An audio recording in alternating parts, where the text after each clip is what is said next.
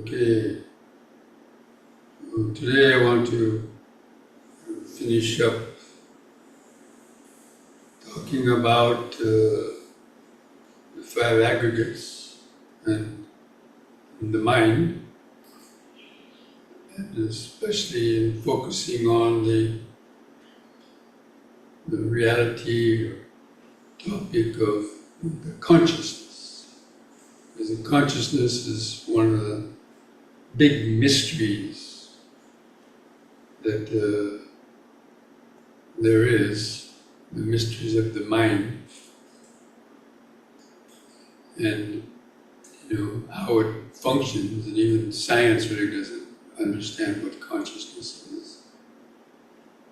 Usually the take of science is consciousness is produced by the brain, but in the Buddhist psychology and in the Dhamma, consciousness has its source outside of the brain.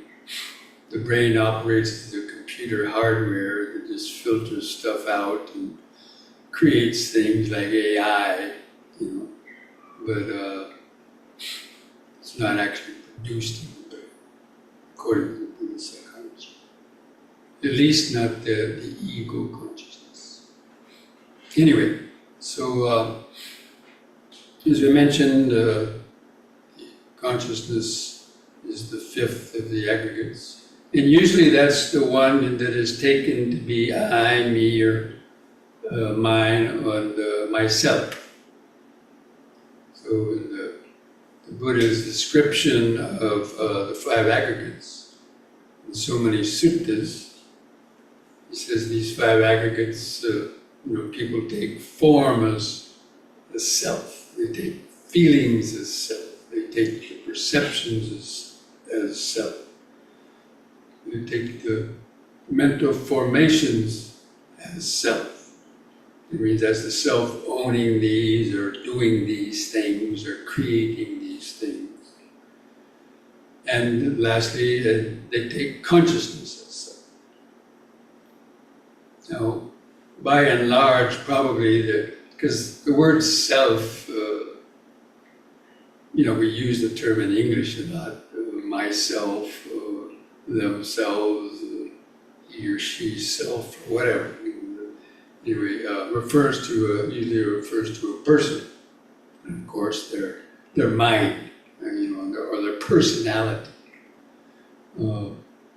and also that it's probably related to the term soul. Now, soul is also a word that's confused or not really understood what it is. People have different opinions or definitions of what the soul is. But the Buddha's cornerstone teaching was that there's no ultimate, independent, self-existing thing to be called a self or a soul. But anyway, I don't want to make it too confusing. But anyway, so we've already mentioned that the baby, when it was born, is not born with an active sense of I.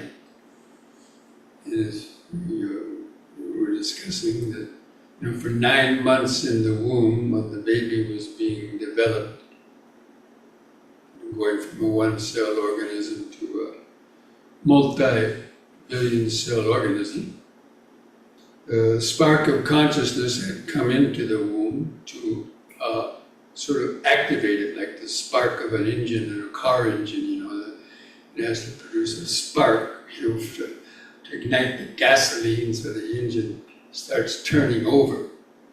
So according to the sort of the Buddhist psychology, that's what happens at the time of conception.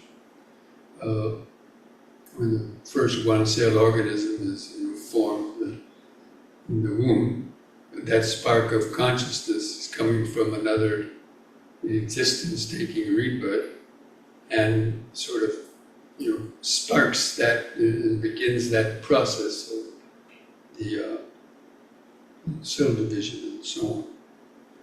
So that's kind of the basic theory of that within the Dhamma teaching.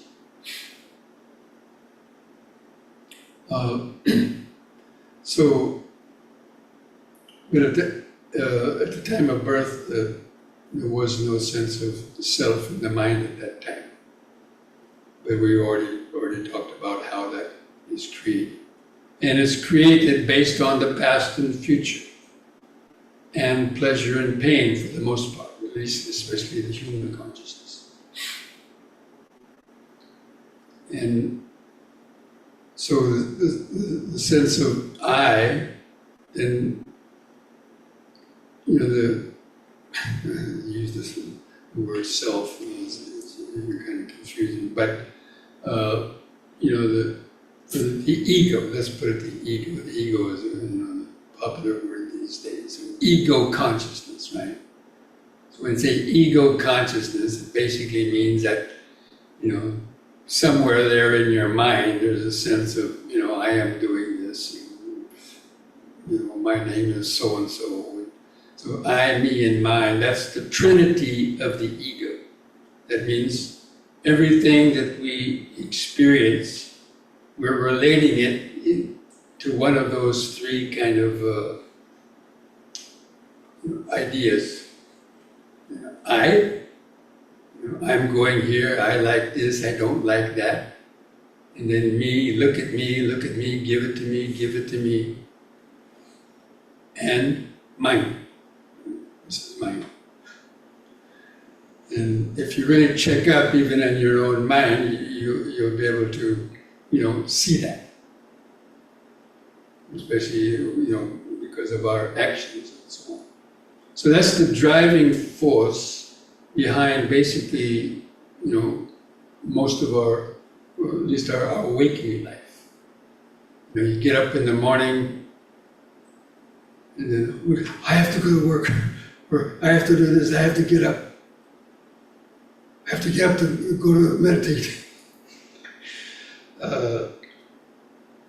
The whole day long, everything, and then people relate to you that way. So anyway, this I mean by.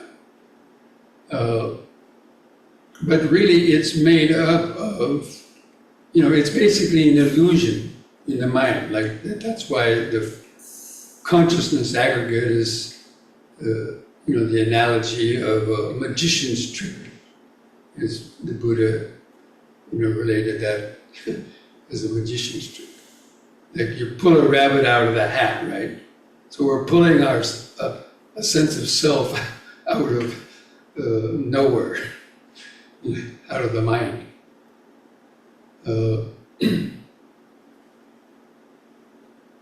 And, that sense of self, of course, we need it to live, an ordinary life and to relate to people and so on. But the problem is, in many people, it's become Frankenstein's monster. The ego gets out of control, out of greed, hatred, and delusion, and the whole life is spent in protecting this ego, in satisfying the ego's desires, and getting caught up in the whole web of karma. Because it's never been put in check. And people don't understand what it is. They think it's their self, and they have the God-given right to do anything with it they want or whatever. But basically they use it to satisfy their desires, depending on what kind of a society or environment you're brought up into, how your even religious beliefs and other types of beliefs have sort of molded and conditioned our sense of self, throughout the whole life. And then there's this fear of, the self not wanting to die, or the fear of pain, because this pain is happening to me. Everything is related back to me. And the fear of death, because it doesn't know what's going to happen after death. And, people go on inflating their egos and, developing pride and conceit, whether it's, their body. Some people are, have this and, want to flaunt it. And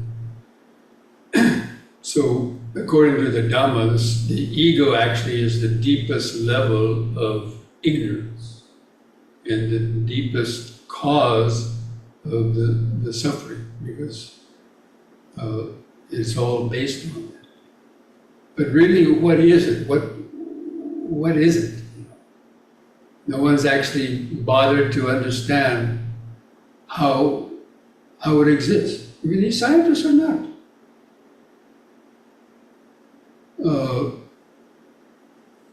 But the Buddha was.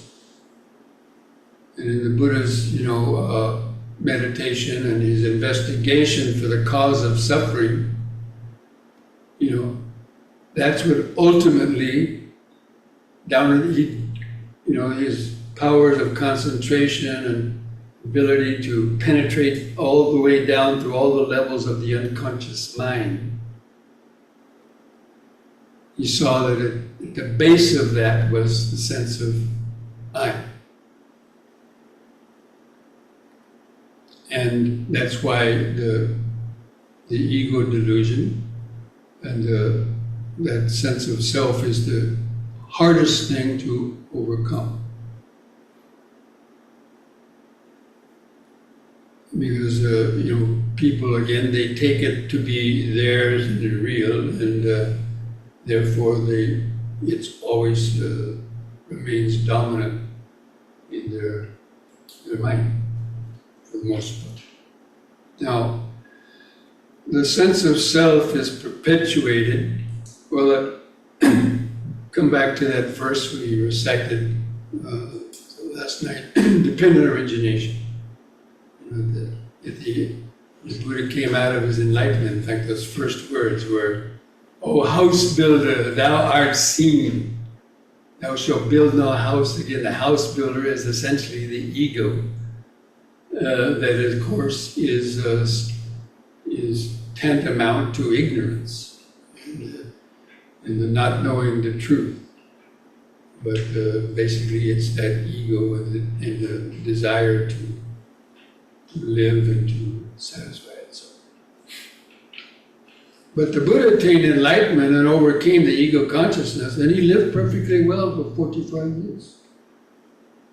Walked thousands of miles all over India preaching the Dhamma, and established the order of the Sangha, which has lasted 2,000, outlasted all other religions. Did all that without an ego. So people say, how can you live without an ego? You can live actually much better.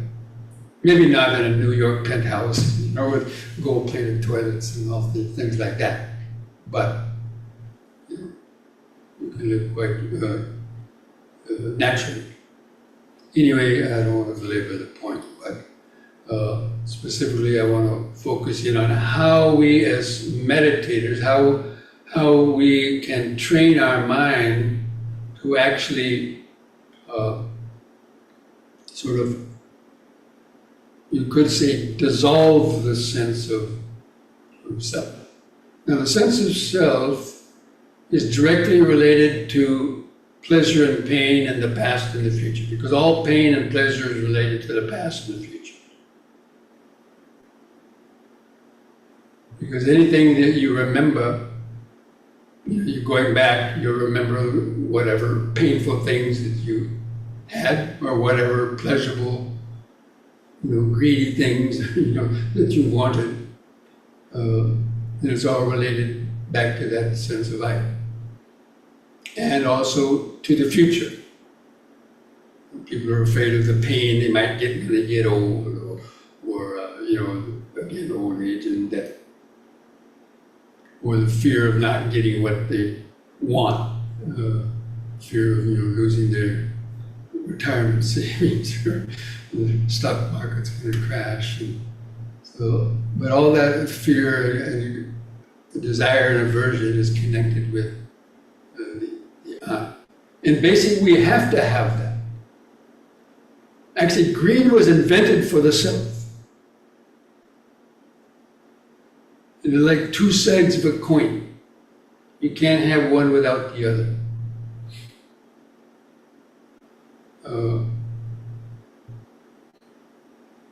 Because as soon as the ego dissolves, all greed or desire will dissolve, and when you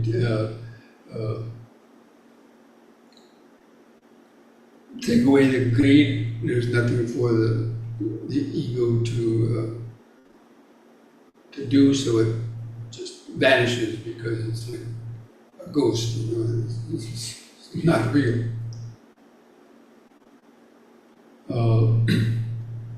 So how to actually experience that?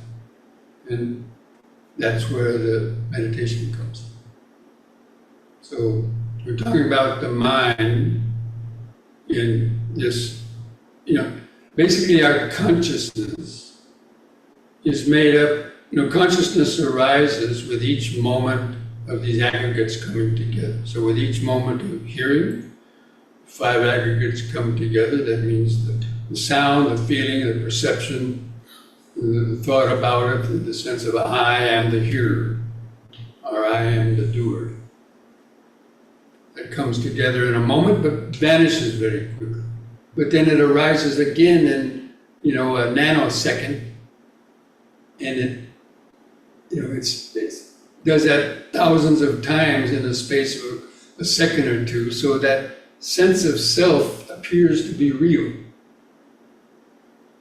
You with me? You on the same page? So it's just like, this,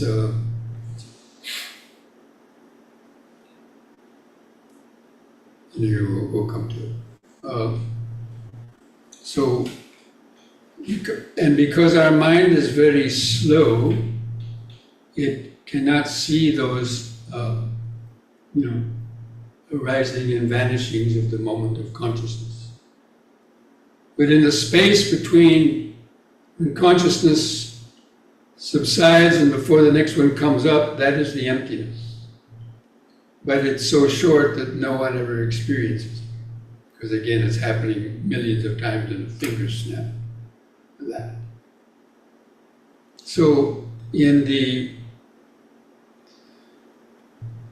basically our consciousness is like a movie roll of film, the old style film rolls, which is made up of many individual camera frames, right? Frames on a reel.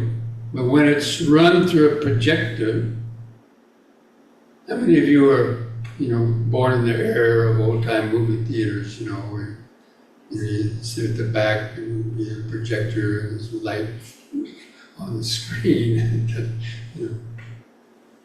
I guess they still have movies. Anyway, so the movie reel of film is each individual frame. If that was to stop on the screen, it wouldn't mean much. Only one frame.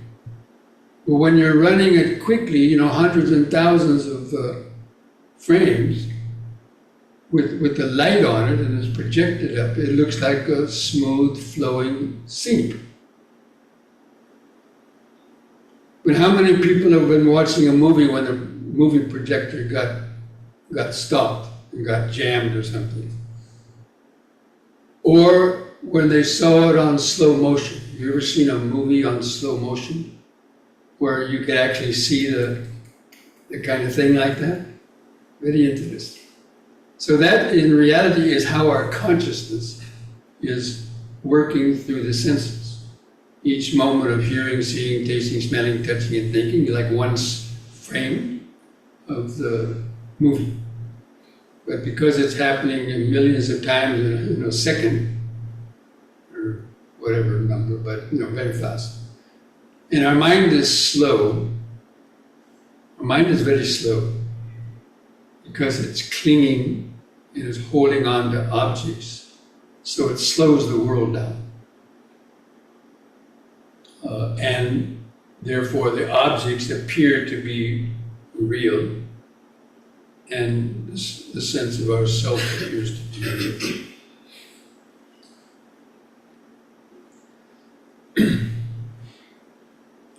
So,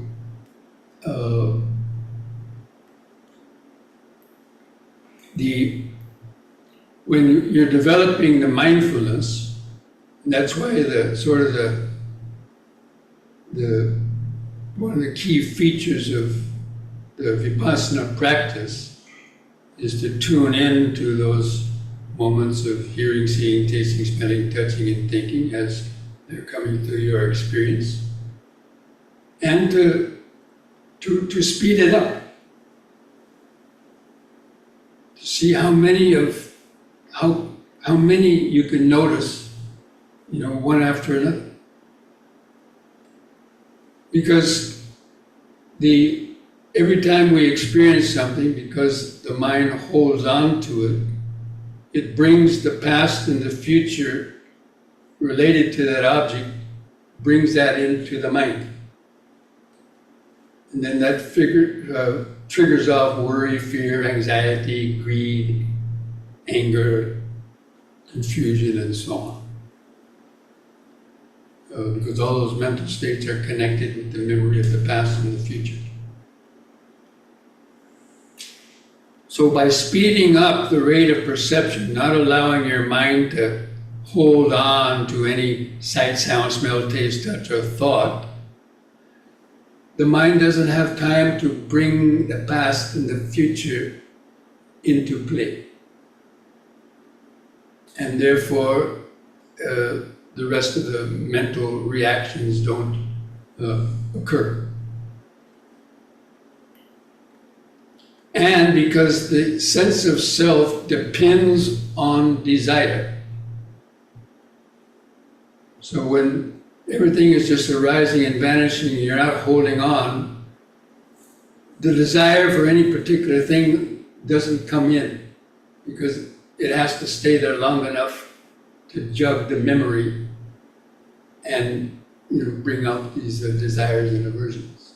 So it's a very clever sort of trick that the Buddha developed, this Vipassana method, for kind of outfoxing or out-tricking the sense of self. Through ignorance has tricked us into believing that the self is real. That we should just feed the self with every desire and anything that it wants. And that's the job of Mara, that's the job of ignorance. So the Buddha, he attacked Mara. Even in the sutras, in the night of his enlightenment, Mara attacked the Buddha and says, "Look, Mara, get out of here. I know who you are." And he didn't buy any of Mara's tricks. And that's how he was able to keep his mind focused toward dissolving the sense of self. So anyway, so you speed up the rate of noticing. And it gradually builds up momentum. As the mind becomes calmer and focused, you start to see more, notice more and more things because your mind isn't reacting to things. If you're meditating, all of a sudden you got a pain in the knee and you start, you've just shut down the whole process. Now your mind is focused around the little world of pain in my knee, or a sound that's getting angry at people talking down the hallway, or maybe somebody in the hall that's coughing. It stops that process of awareness. And the mind, focuses and creates its world around a particular object. But in the practice of mindfulness, we speed up the rate of perception where the mind can't do that. And at a certain point, then when the mind is really just flowing from moment to moment, being aware of so many things, so many body sensations and sounds, as I talked about the other day, then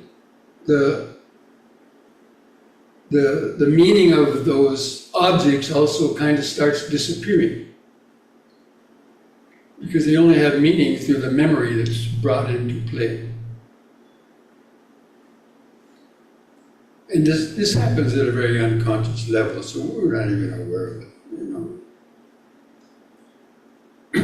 But when the mind is really focused and tuning into that, and we can see, and the mind wants to start to react, but if there's something always coming up,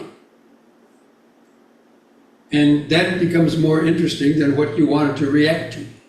We have to make it more interesting. We have to make the meditation process interesting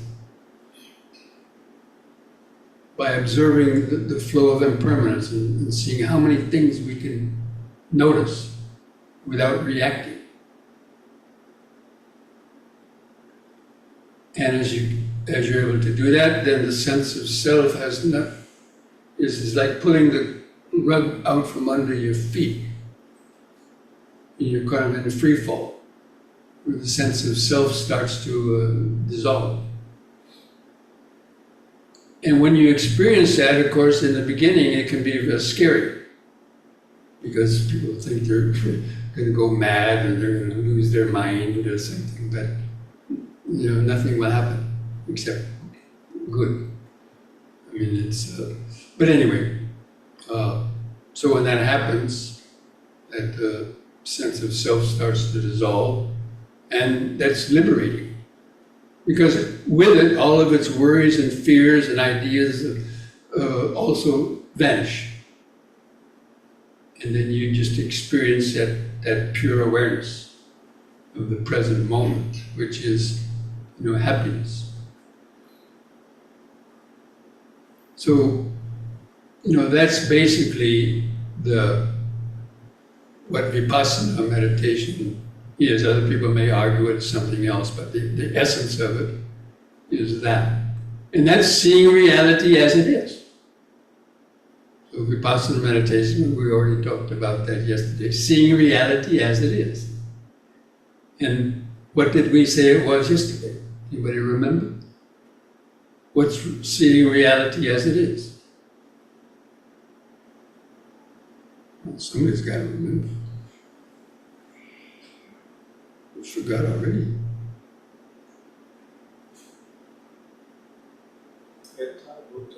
Those three fingers.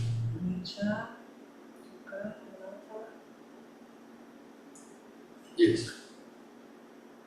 Is that long to remember? Oh. See, that's why the mind is slow.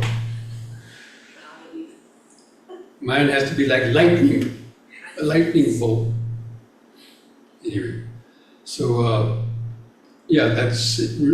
And so that's what you're seeing. When you see the mind arising and vanishing that quickly, then you see how when you're doing that, time kind of disappears, and the sense of self starts to disappear, and with it, all of fears, worries, and anxieties disappear, and you see, you understand then how suffering arises because of taking things to be permanent, taking things to be,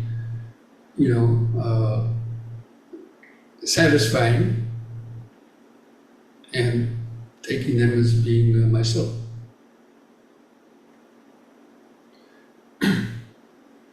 And there's other kind of little analogies about the consciousness. How many people have watched freight trains? Back in the day when I was young, whenever I went for drives with my parents or grandparents, we'd see a freight train running and they'd stop and say, "Oh, we'll try to count the freight cars."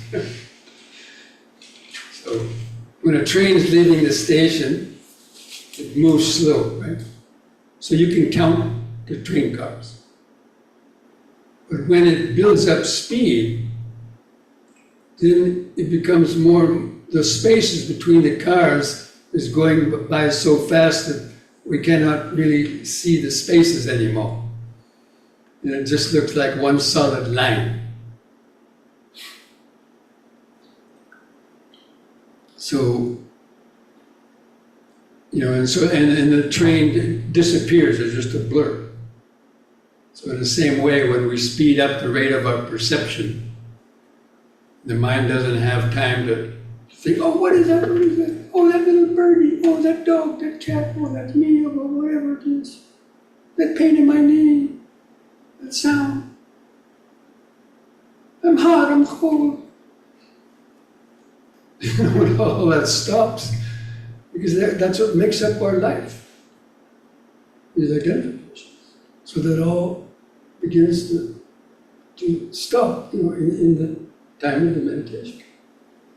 And that's when your insights arise. That's when these, aha moments and epiphanies and things like that arise, what are called insights. Just, kind of a flash. It's like the lightning bolt. The mind opens for a moment, that wisdom penetrates all the way down to the unconscious, and you have these kind of insights. And that's why it's called insight meditation too. You all heard the term insight meditation. So it's usually synonymous with vipassana meditation or mindfulness meditation. But mindfulness itself is not really vipassana meditation. Vipassana is a high octane level of mindfulness. But anyway, so that is how that you break through the self-delusion. Actually, on the counter there's a book. The title of the book is "Breaking Through the Self-Delusion," and that's what it talks about. The five aggregates and how to contemplate the aggregates and build up to this type of mindfulness, moment to moment, mindfulness, concentrated awareness. So, and there's also another example is like a propeller on an airplane. We've all seen propeller-driven airplanes.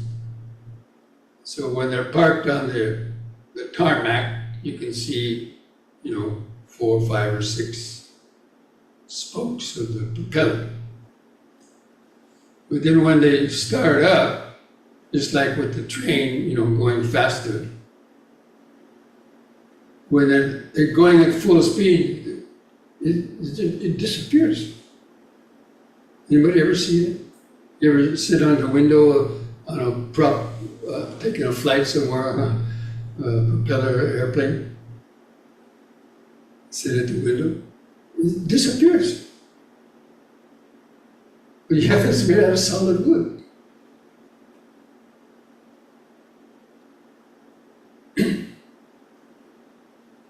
That's because the gaps between those things has been, closed because it's moving so fast. In fact, there's a horrible example that I heard about some years ago. I mean, it's an example, it's a good example, but it's kind of horrible at the same time. You know that? No, I'm just No, there was some, I think she was a movie star or something, it was some famous person, a movie star or something, and she had a friend who was a pilot, in a propeller airplane. So this pilot was going to take her on a flight. And so they went on a flight, they came back and they were parked on a tarmac, but the plane was still going. And then the woman wanted to, hug the pilot and say, thanks for the ride. And she turned around and walked right into the propeller and cut her, basically half her face off, because she didn't see it. It was still going like that. She didn't realize it was there. And it's a true story. I read about it some years ago. But so I'm just saying that to show that these examples that. So by knowing that how that works in the examples of speeding up propellers, speeding up a train, and not being able to see it, the same kind of function is there working in our mind. That speed of the consciousness arising and vanishing.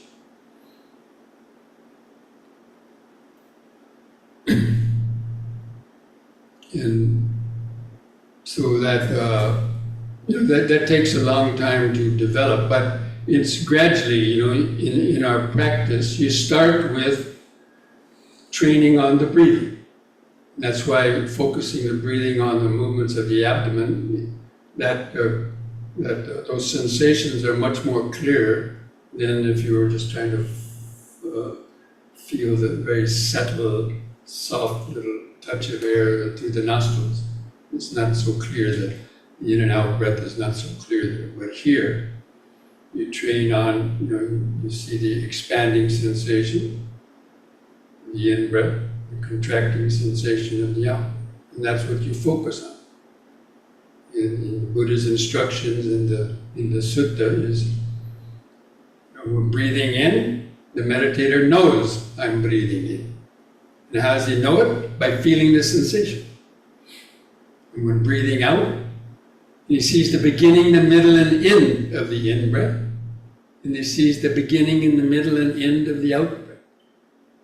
So the beginning is the moment the breath starts, and it lasts a second or two and then stops.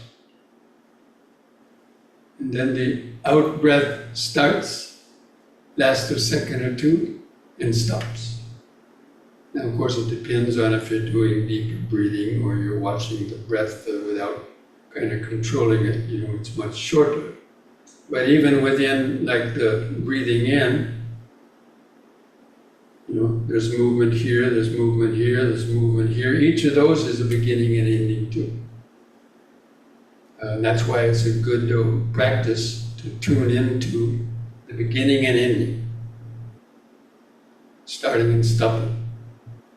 Each thing has a beginning, a momentary existence, and stops, but followed by another. And so it's a training, it's a very specific training into the developing that perception of impermanence, because otherwise the mind's not doing it. The mind's just looking around and seeing a smooth flowing thing and then takes everything to be real. It takes its own consciousness to be some separate entity that is there, but All of that basically is a mental illusion.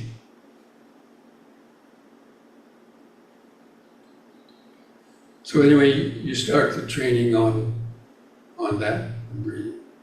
And then as you're able to do that, as I mentioned, if you can, like count the breaths from 1 to 10 without any of the hindrances coming up, without kind of dozing off or without getting carried away in thoughts or distractions, then that mind gets clearer.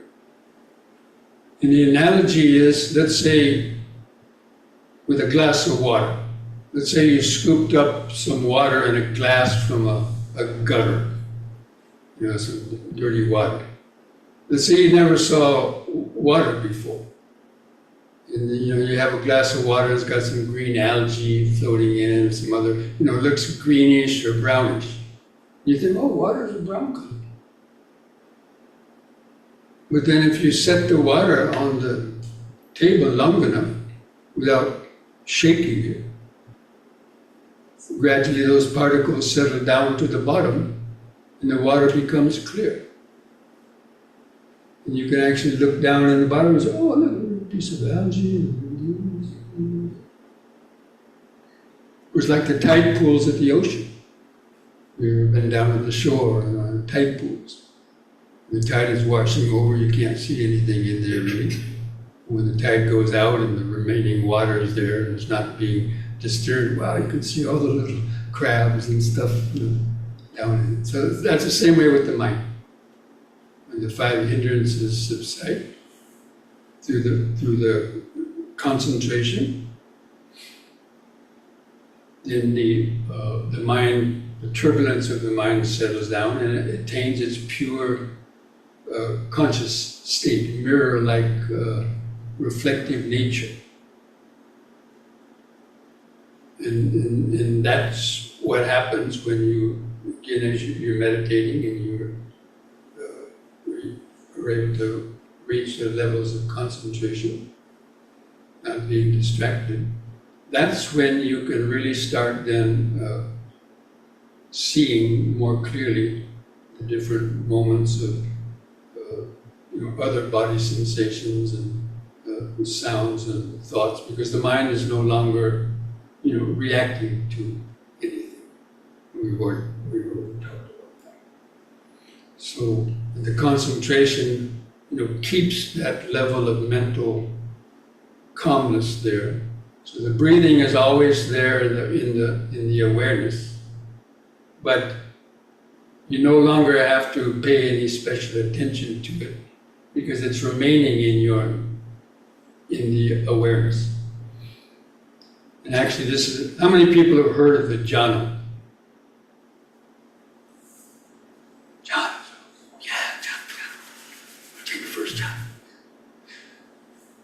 I have this desire, they're always asking me how to take the jhana. I want to.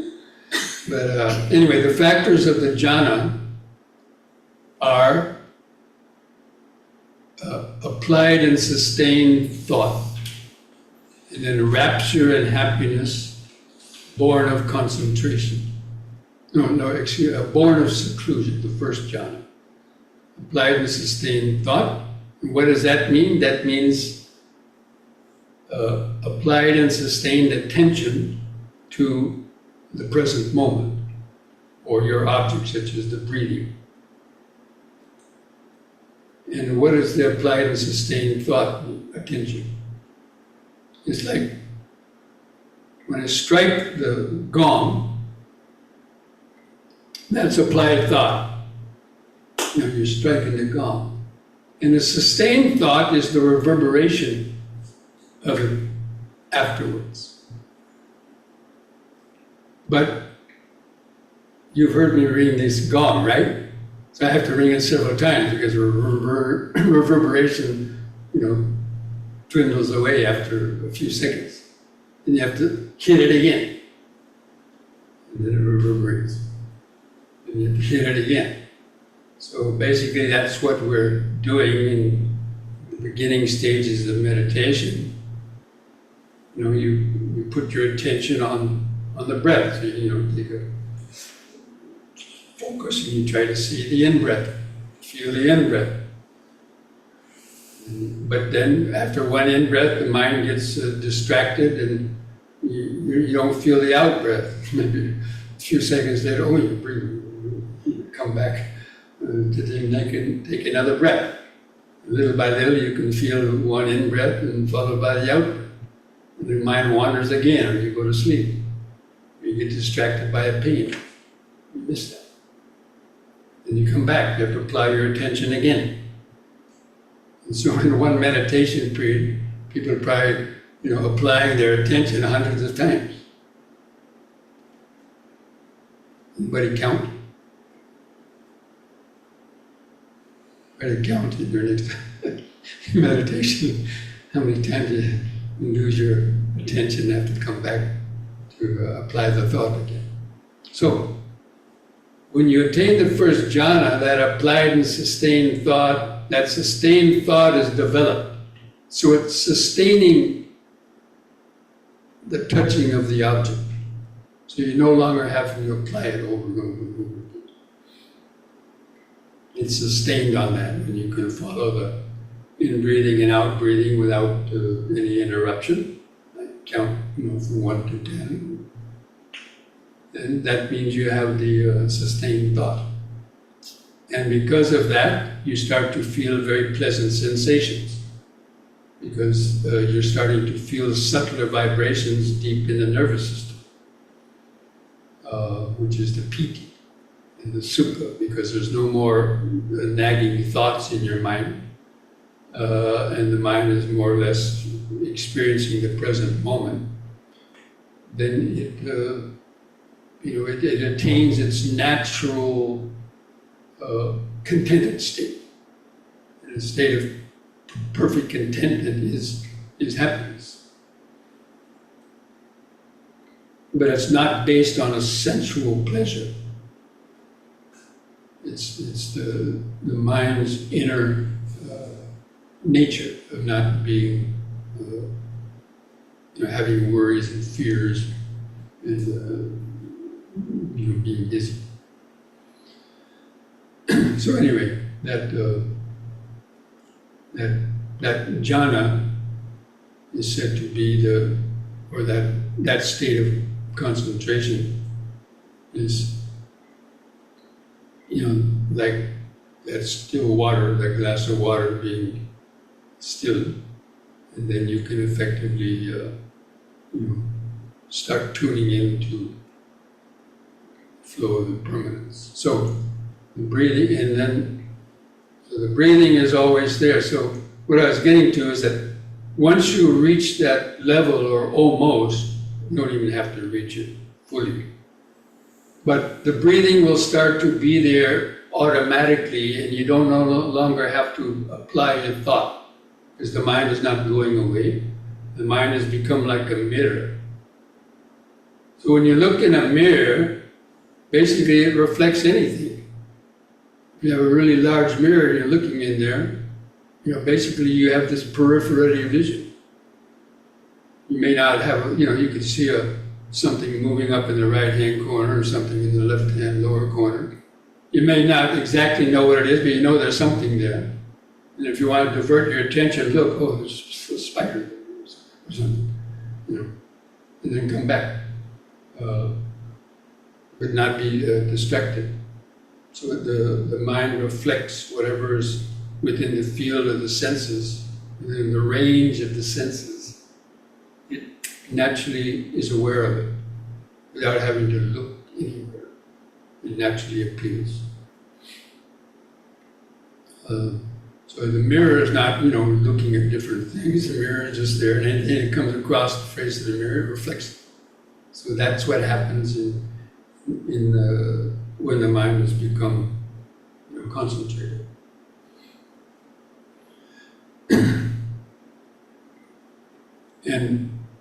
and so all these other sensations you start to notice, and you build up speed. So in the beginning you might feel something here, then you come back to the breathing, and something over here, but it's sort of like you feel something here, and here, here, hear the sound. It kind of builds up momentum like the train going out of the station. Right? Train doesn't immediately go out at 100 miles an hour. It starts out very slowly. Choke, choke, choke, choke, choke, choke. So that's normally the way that we gradually build up this momentum of noticing the different moments. And basically it's just these, the six senses, the moments of hearing, seeing, tasting, smelling, touching, and thinking. And they start building up speed, whether they're going very quickly. And if you don't react to them, even your thoughts, a thought may come up in the mind and you might have wanted to, but it's vanished. Vanished like a dream. You wake up from a dream and your dream vanishes. In the same way, when the mind is tuned in to the flow of impermanence, even your thoughts can't stick in your mind. They might be a blip on a radar screen, but because there's always something else coming. So there's always something coming through the nervous system. And so we deliberately want to notice more and more things, because then there's less and less time for the mind to react to any one thing or bring in the past and the future. And that's the key. That's sort of the trick. We're tricking the mind out of itself by speeding up the rate of perception. And as you're doing that, at some point, the mind will go through a metamorphosis. There'll be a paradigm shift in consciousness, shifting out of this dualistic frame of me and those objects into this more kind of expanded sense where that sense of self is not functioning, or it's receded way back into the background where it might be in a very subtle level, but the other reactions and so on have stopped. And if that can be maintained at some point, then there'll be a complete break from dualistic perception to experience the egoless state.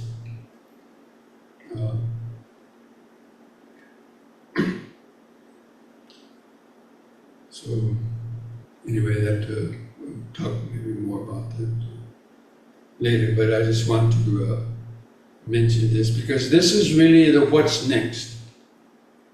In meditation, people are asking, what's next, what's next? And watching the breath. What's next? That is what's next. You tune in to the flow of impermanence, if the mind is ready. And it will happen pretty much by itself, but you have to kind of give it a little nudge in the beginning. And that's why like noting, the technique of noting, if you've ever practiced that Mahasi method of Vipassana, where you train on the rising and falling of the abdomen. If you hear a sound, you just know how hearing. If you feel a sensation, you just know how sensation. So you're training the mind in this, just to notice and let go of, notice the next thing. It builds up speed. And you get concentrated. That's called concentrated awareness. So this is the difference between the typical idea of a jhana, where you get absorbed into one object and you kind of lose awareness of yourself and other things, and the object just fills up your mind like a brilliant white light, or some other kind of objects, or just absorbed in one thought of metta, or something like that, which is all right. They have their own benefits, but it's limited. As opposed to this concentrated awareness where you're not focused on one object, but the flow of awareness is the object. So, but there's still awareness. Your senses are still open, whereas in the other form, they're mostly closed down.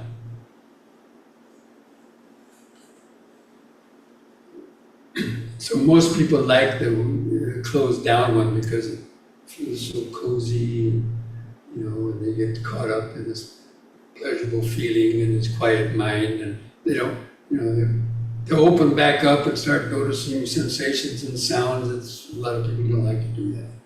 Oh, it's too distracting. But that is the way for developing, transforming the mind out of suffering.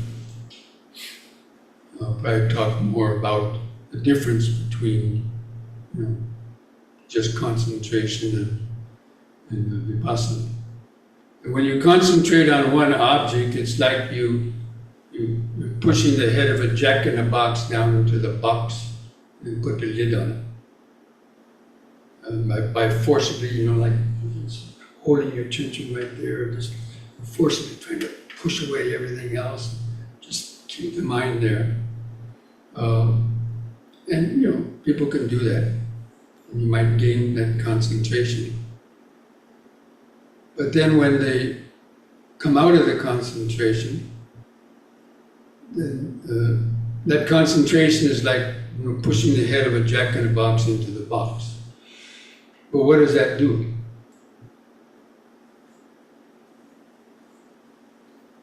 The head is on a spring, right?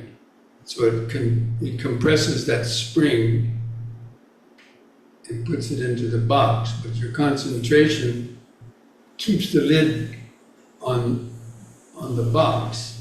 You don't see the head. But when you come out of the concentration, it's like taking the lid off, then what happens? The head comes back up because the coil is spring under it. So in concentration, if you do that without developing wisdom, then it's like you're just pushing the mind down in itself, pushing the unconscious mind down. But in Vipassana, actually, you're opening up the unconscious mind and you're allowing it to come out, but you're using wisdom and understanding not to be fooled by the things coming out, taking them as mere mind and so on, because you've cultivated this right understanding about impermanence. So anyway, this hope it's not too confusing. Okay? Does anybody have any questions about that?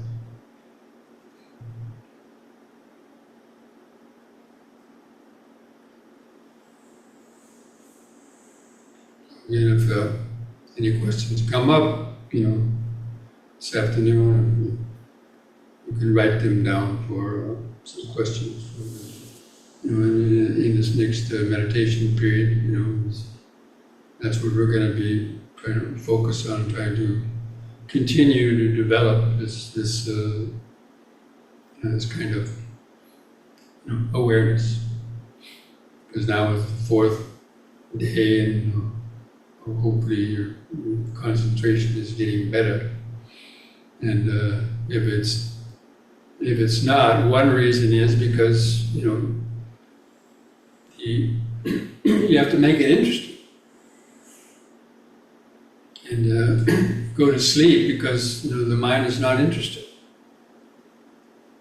When you start to notice different things coming, it becomes very interesting, as I mentioned before. That interest is one of the enlightenment factors, something called the 7 factors of awakening. And that interest means the interest to to discover what's next in the mind.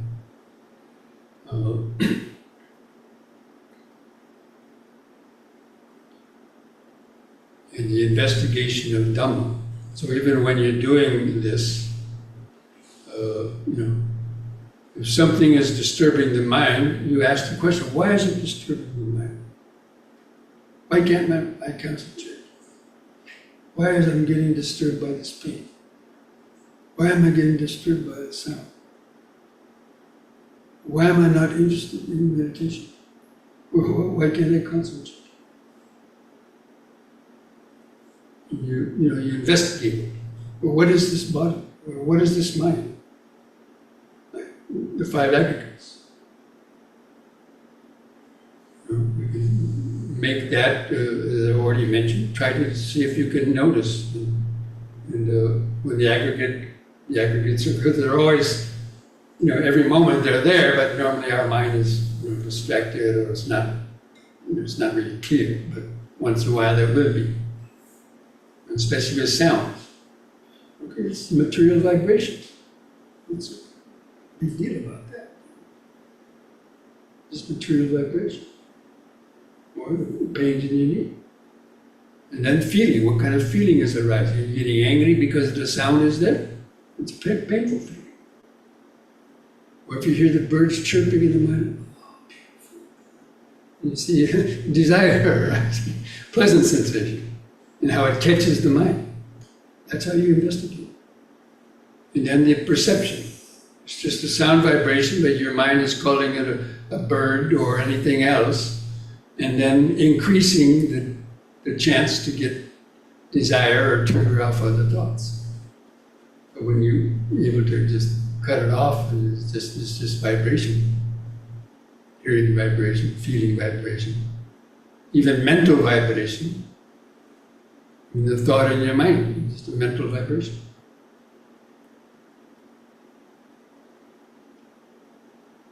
So that's how you apply this type of right understanding to help keep the mind on track. It helps keep the mind on track. If you don't have that, the mind just gets easily pulled away. So these are just some things to keep in mind. If you happen to start getting feeling this kind of mind calms down and concentration, to avoid getting stuck in just that pleasant feeling. That's the time that the mind is getting more relaxed. Clear is the time to then tune in. Develop this kind of understanding and awareness. Okay? Sadhu, sadhu, sadhu. Actually, there's a sutta. The Buddha was giving a lecture on the no self, Anatta-Lakkhana Sutta, talking about how the self is an illusion and all that. And then there were some Brahmins, some monks had come from the Brahmin caste. They had become Buddhist monks. And they're very attached to the concept of self, the supreme self and Atman. And the Buddha was saying there's no Atman. And they didn't say sadhu after the talk.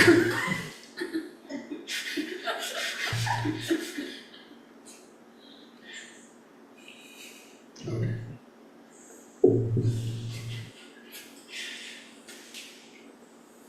So just mindfully stand up.